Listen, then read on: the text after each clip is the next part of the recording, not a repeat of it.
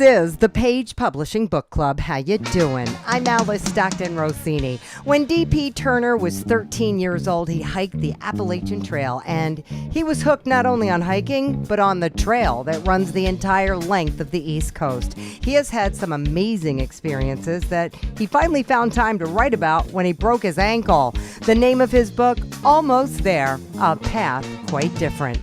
When I was a teenager, I met a woman named Dorothy, and she's the second woman to solo hike the trail. But because she was the second person to do it, she didn't get as much press as Grandma Gatewood did. And I felt like her story needed to be told. We're talking about the Appalachian Trail, and you just happened to meet her one day? Yes, I met her one day, and I didn't realize much later that I even went hiking with her once and didn't know it was her. Oh my gosh. I didn't know until I saw a picture. I posted a picture on Facebook and someone pointed out, says, "Hey, that's Dorothy Laker." I go, "Oh my gosh, I went hiking with her and didn't know it." We talked about hiking itself. I was very, very young. I was a teenager. She talked about how she had a different hiking philosophy than others. She had just finished hiking it for the third time by herself. She was older. And instead of hiking 15 miles a day or whatever, she hiked 8 miles a day. It took 8 hours to do it and went shelter to shelter and passed everybody up. First of all, people who don't know about the Appalachian Trail, you start in Georgia, right? Yes, you start in Georgia and you end up in Maine. It's 2,200 miles long. She hiked 8 miles a day for 250 days because back then the trail was 2,000 miles. And she did it 3 times by herself. She was a librarian from Tampa. And she talked about the toughest parts of the trail, and I felt like I had to do those parts. And that's where I had some of my most amazing experiences, was doing the toughest parts. But the biggest thing is when I got a job, got married, and graduated college, not necessarily in that order, I abandoned my plan to hike the entire trail. And for 40 years, I kind of put it on my back burner.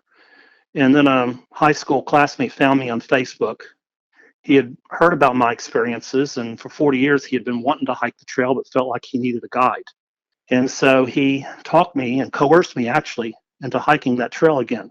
And I was 100 pounds heavier, and there's no way I felt like I could hike that trail again. But you can get in shape, and you're never too old, so as long as you can walk. And I got back to the trail, and I guess the biggest thing is I found out how much that trail had changed.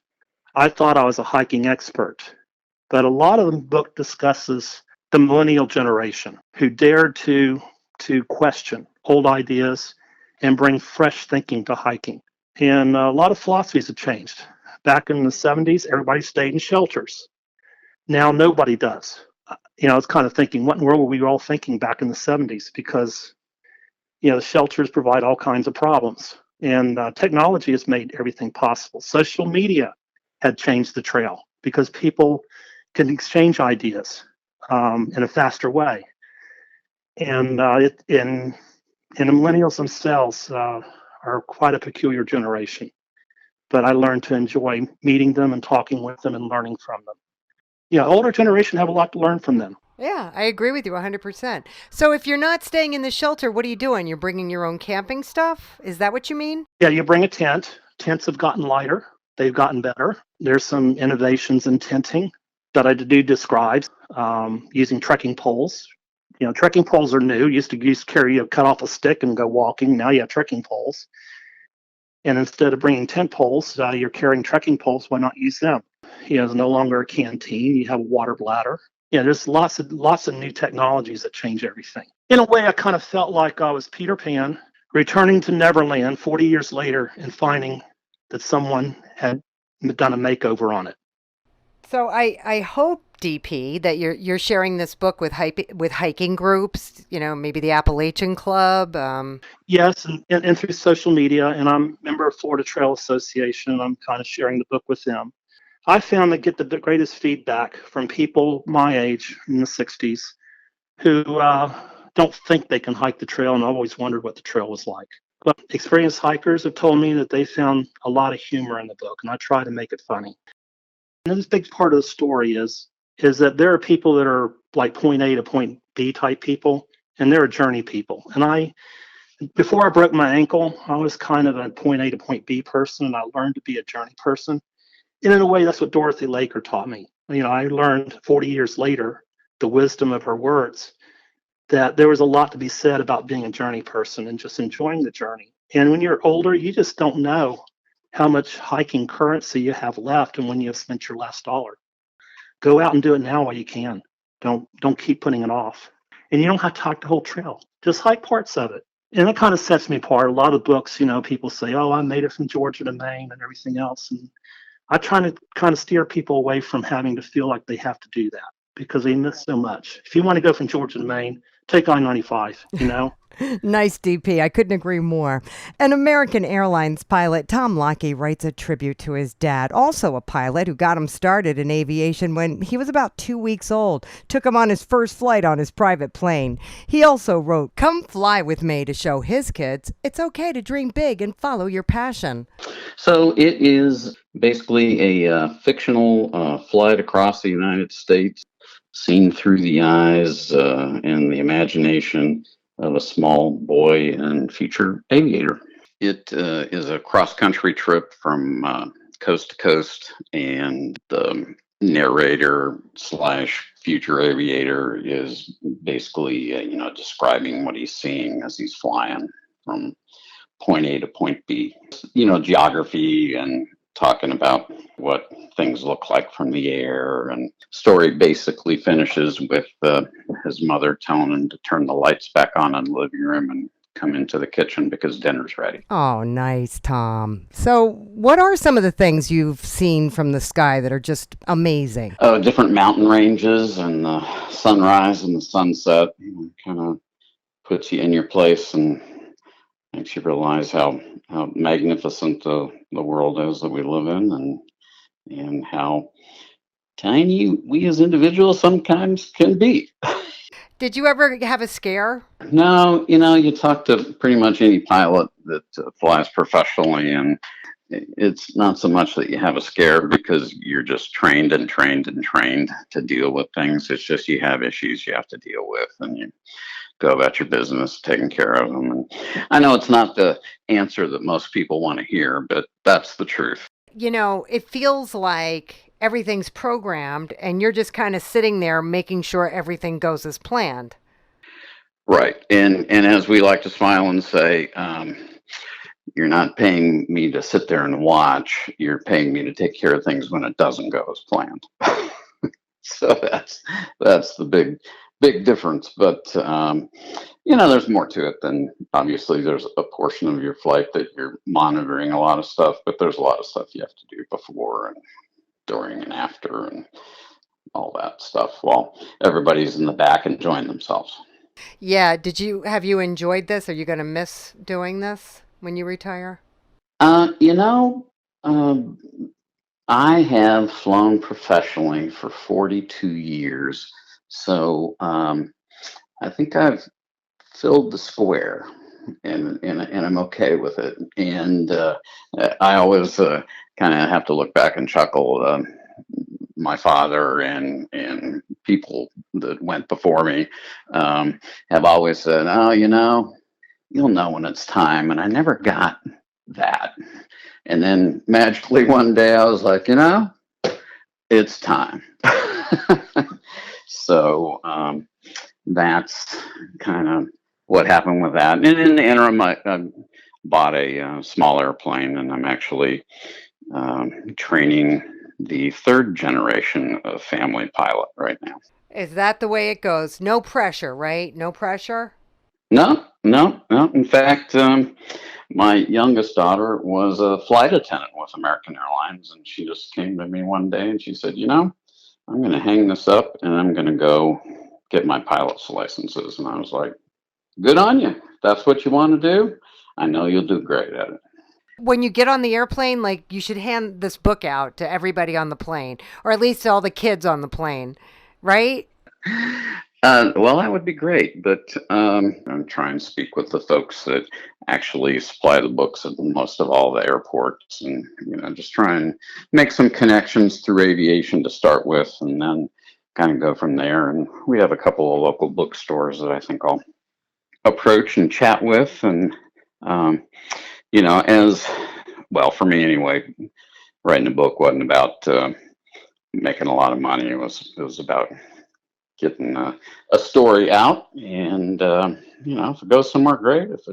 If it doesn't, I've done what I set out to accomplish. So All right, Tom. What do they say? What do pilots say when we're landing? thanks for flying with us. We look forward to seeing you again. Thanks, Tom. Okay. All right.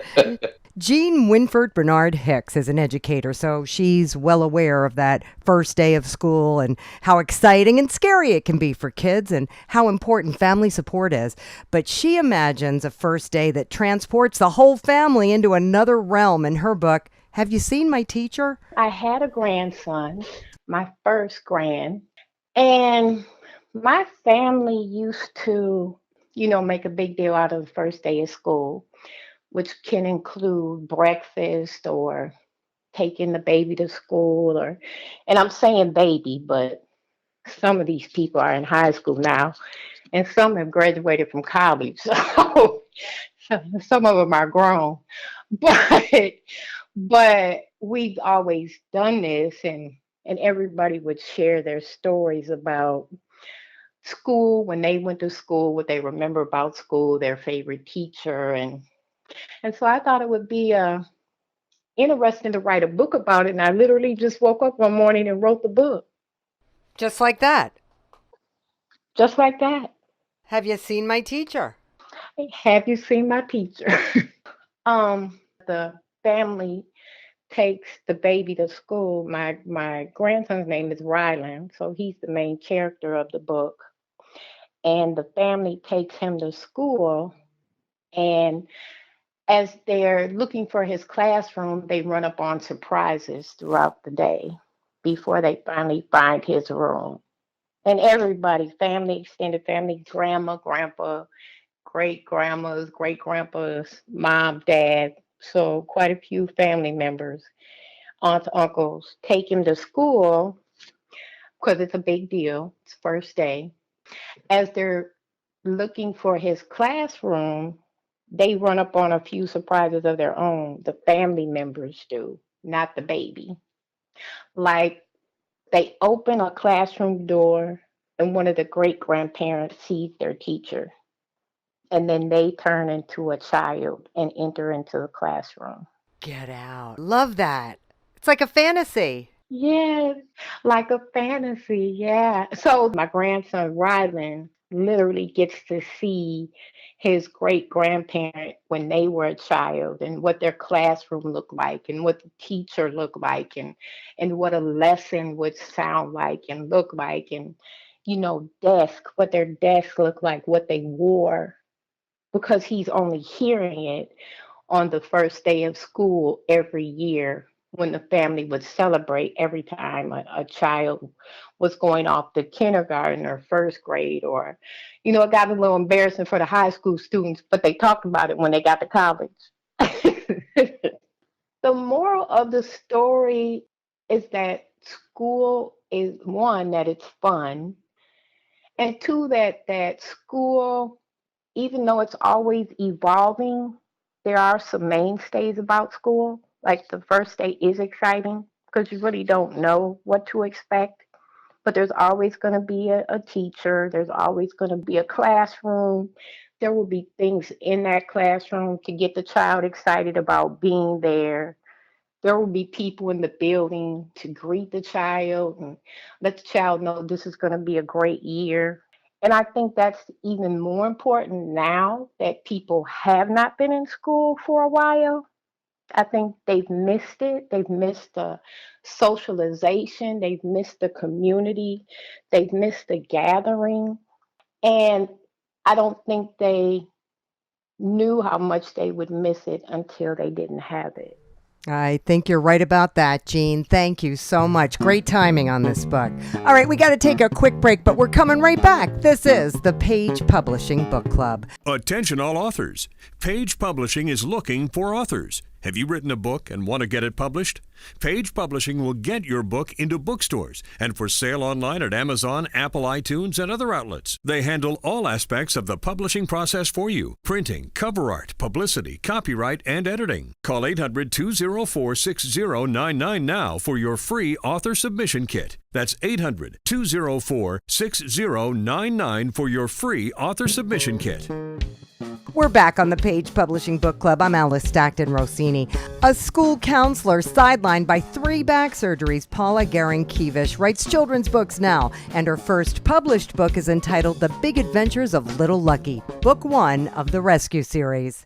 Probably about 2 or 3 years before that, I started talking to my husband saying, I've got to find something to do when I'm retired. I can't just be sitting around a house. And then I had a friend who also is with Page Publishing. She wrote a children's book and brought it to a staff meeting. And I went to see her after and read her book. And I thought, you know what? I think I can do this. And on my 30-minute lunch hour, I wrote my first book, which is The Big Adventures of Little Lucky.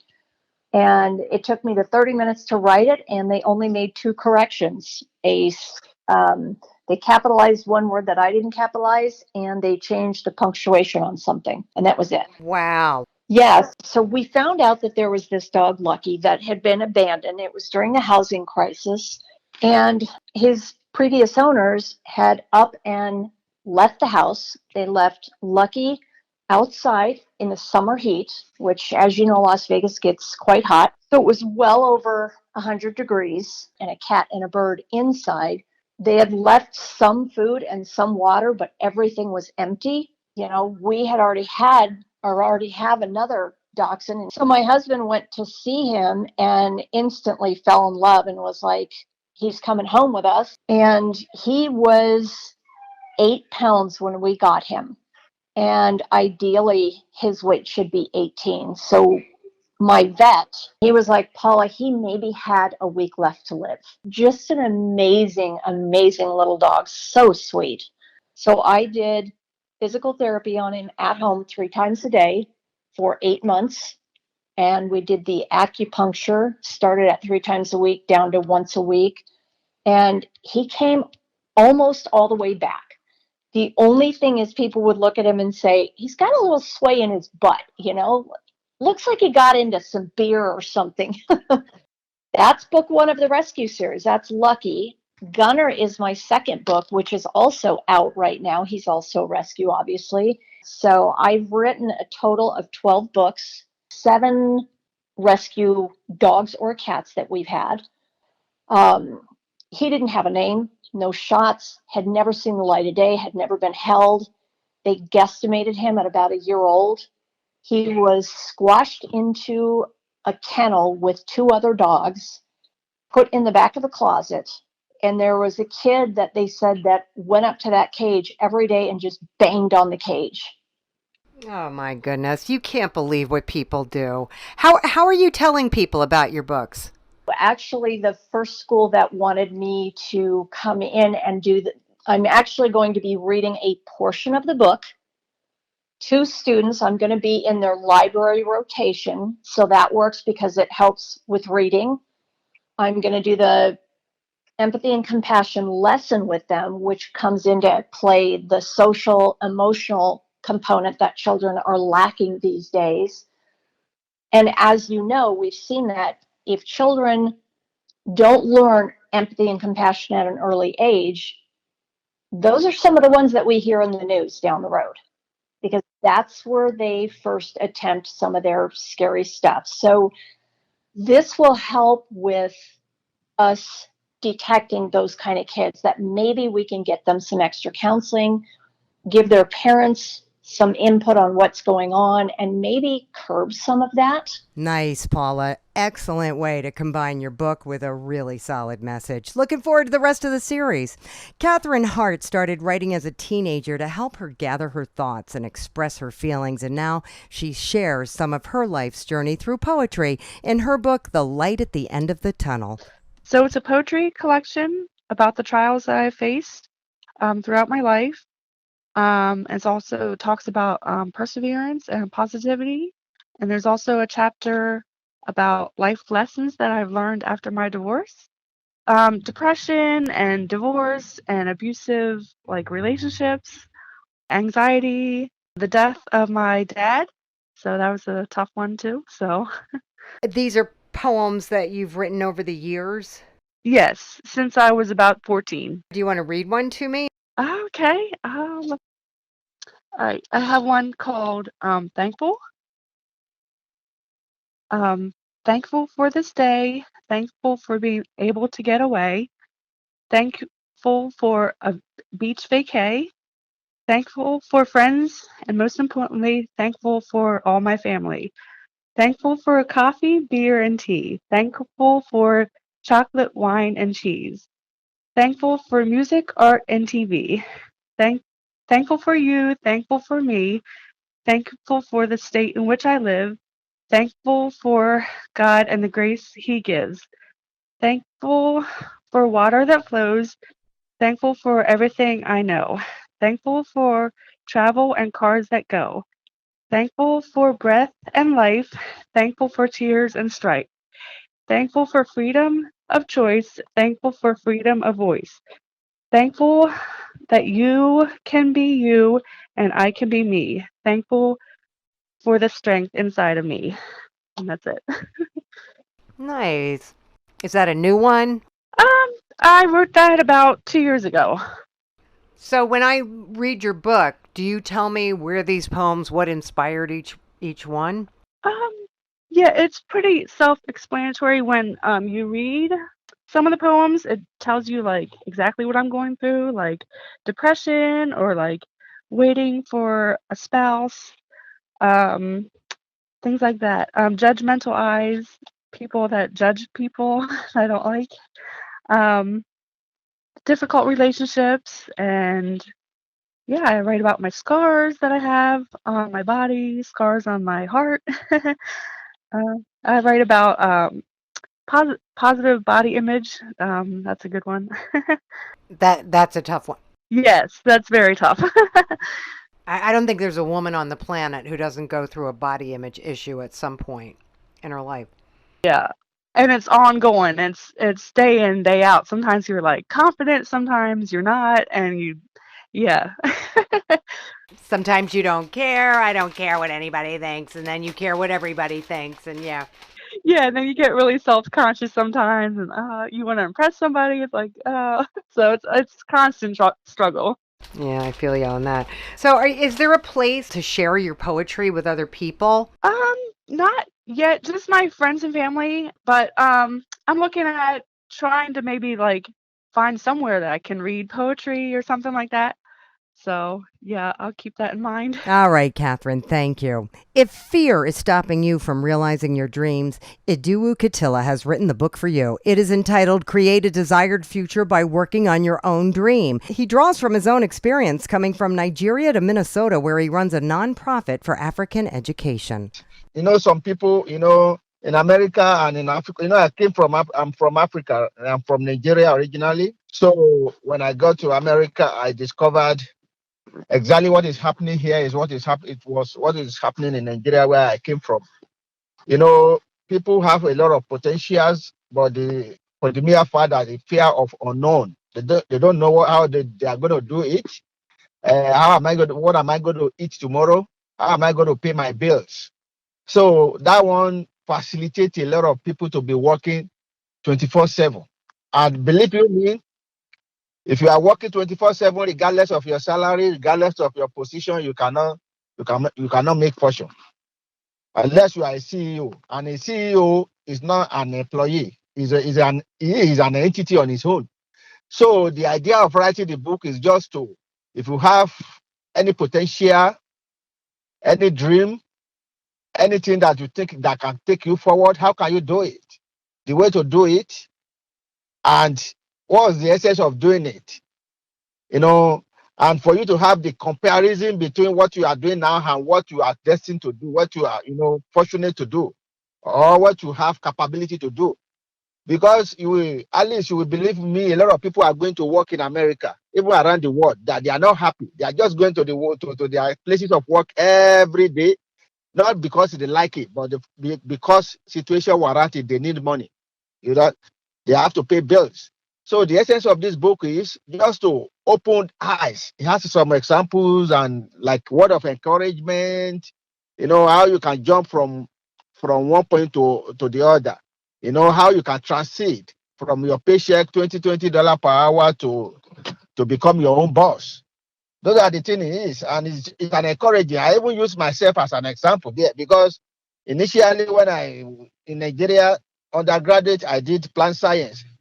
But when I discovered the plant science is not what I want, I have to shift from there to accounting. So when I got to America, I was doing nothing. But it got to a stage I just said, is this what I want? Do I want to go and stay in the hospital or in the lab, diagnosing, doing all those kind of things? It's not going to help my dream. Because my dream is to be a businessman, to be moving around, to have fortune, to help a lot of people.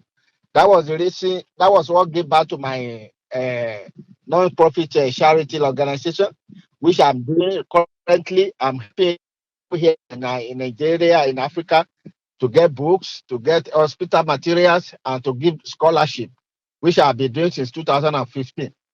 So basically, the idea of the book is to let people realize, regardless of your race, regardless of your age, regardless of your qualification, regardless of where you are living, that you can become somebody and you can become whatever you want to.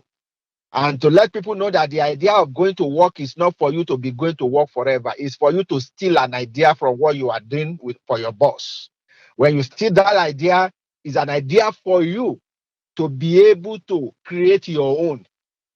And that book really tells people that the essence of going to school is not for you to pass, but it's for you to have a rudiment, to have some idea, to be able to create it. Regardless of what you're doing at school, where your major in, it doesn't matter. You can major in mathematics and work in medical field. You can major in medical field. You can be an engineer. Depend on whatever you do. But the idea is the basic education will enlighten you, will open your mind of reasoning, and will spread your tentacles.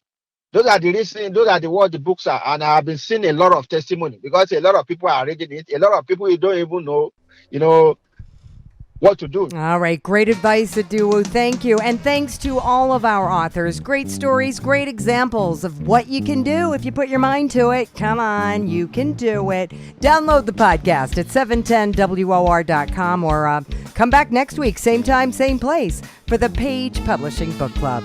I'm Alice Stockton Rossini.